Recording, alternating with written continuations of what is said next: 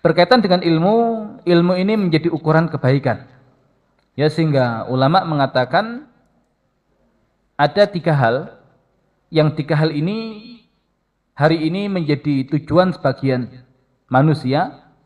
Ada al-ilm, ada al-mulk, dan ada al-mal. Al-ilm, ilmu, al-mulk, kekuasaan, dan al-mal, harta. Nah, adapun al-mal, a'tahullahu liman yuhibbu wa liman la yuhib. Harta itu Allah berikan kepada yang Allah cintai dan kepada yang tidak Allah cintai. Kepada yang Allah cintai, ya kita tahu ada Nabi Daud, Nabi Sulaiman, ya yang kemudian memiliki kekayaan yang luar biasa walaupun keduanya adalah seorang nabi yang sangat zuhud. Ya, kemudian para sahabat Nabi, orang-orang yang kaya raya, yang mereka juga sama, menjadikan kekayaan itu hanya di tangannya bukan di hatinya. Tapi Allah juga berikan kekayaan kepada yang tidak Allah cintai. Ya, ada Qarun, ya ada Fir'aun, dan yang lain-lain. Kemudian al-mulk, kekuasaan, a'tahullahu liman yuhib wa liman la yuhib. Allah berikan kepada yang Allah cintai dan juga kepada yang tidak Allah cintai. Kepada yang Allah cintai, ya ada Daud, ada Sulaiman, ada Talut, ada Dzulqarnain. Yang tidak Allah cintai, ya ada Fir'aun, ada Haman, ya ada Namrud, dan yang lain-lain. Tapi kalau ilmu, hanya Allah berikan liman yuhib, kepada yang Allah cintai. Makanya kekuasaan itu bukan ukuran kebaikan, harta itu bukan ukuran kebaikan, namun ilmu adalah ukuran kebaikan. Tidak semua nabi Allah berikan kekuasaan. Walaupun ada nabi yang Allah berikan kekuasaan.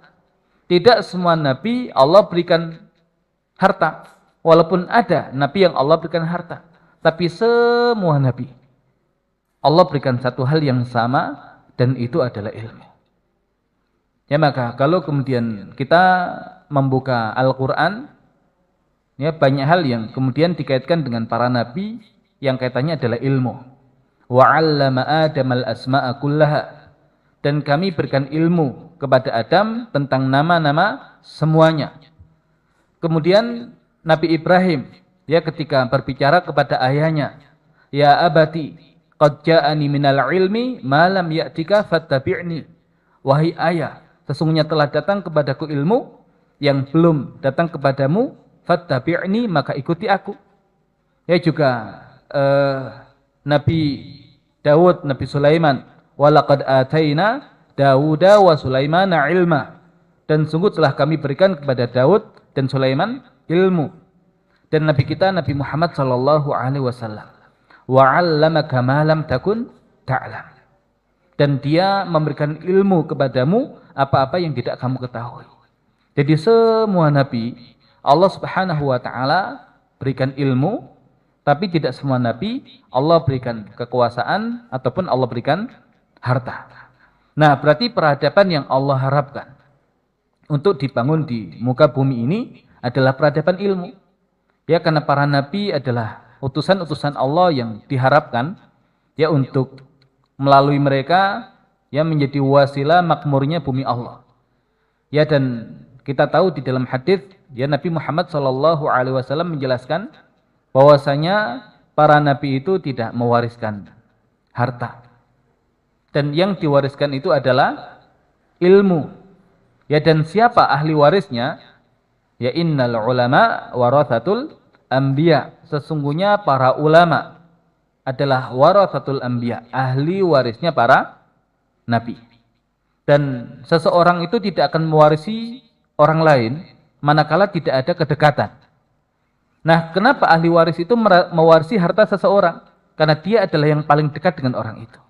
Berarti siapa yang paling dekat hubungannya dengan para nabi bukan keluarganya, tapi yang paling dekat hubungannya dengan para nabi ya adalah para ulama. Ya, karena mereka inilah yang mewarisi ilmu ya dari para nabi. Dan kita tahu untuk tema warisan yang bisa diwariskan adalah sesuatu yang berharga. Dan ternyata harta itu Bagi para nabi bukan sesuatu yang berharga. Kekuasaan itu bukan sesuatu yang berharga. Tapi apa yang berharga? Yang berharga itu adalah ilmu. Maka ketika Nabi Daud Allah berikan kekuasaan. Nabi Daud Allah berikan harta. Tapi Nabi Daud juga Allah berikan ilmu karena beliau adalah seorang nabi. Dan ketika dikatakan wa waritha Sulaimanu Daud. Dan Sulaiman itu mewarisi Daud. Apa yang diwarisi oleh Sulaiman dari Daud? Bukan kekuasaannya, bukan hartanya, tapi yang diwarisi adalah ilmunya. Karena dia mewarisi ilmu dari ayahnya, maka Allah berikan kekuasaan dan harta juga kepada dia. Jadi kalau yang dipegang adalah ilmu, maka kekuasaan dan harta akan ngikut. Tapi kalau kemudian yang dipegang adalah harta, belum tentu ilmunya ngikut. Yang dipegang adalah kekuasaan, belum tentu ilmunya ngikut. Dan cenderung biasanya kalau yang dipegang adalah harta, maka sulit untuk belajar ilmu. Kalau yang dipegang adalah kekuasaan atau kedudukan, biasanya sulit untuk belajar ilmu. Tapi mereka yang kemudian semangat untuk mengejar ilmu, ya maka insya Allah, ya akan tiba masanya Allah berikan kekuasaan atau kedudukan dan Allah berikan ya harta kepada mereka.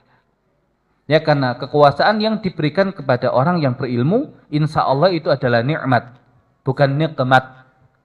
Ya kalau nikmat kenikmatan, kalau nikmat itu bencana. Ya insya Allah, ya tadi kedudukan ketika diberikan kepada ahli ilmu, ya maka dia nikmat bukan nikmat. Dan harta ketika diberikan kepada ahli ilmu, maka dia nikmat bukan nikmat. Tapi kalau kemudian dapat harta tanpa ilmu, itu nikmat. Ya bencana.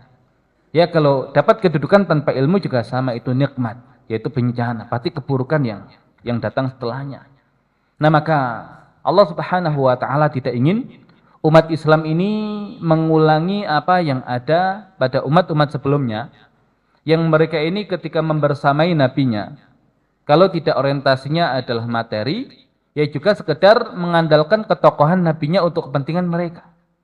Tapi perkara ilmu, ya maka justru kemudian mereka ini adalah umat yang jauh dari ilmu. Ya, bisa kita ambil contoh adalah Bani Israel. Ya, sangat banyak sekali nabi yang Allah utus kepada Bani Israel. Bukan karena keistimewaan Bani Israel, tapi karena mereka adalah umat yang tidak siap belajar. Makanya ketika nabinya meninggal, rusak lagi, Allah kirim nabi lagi.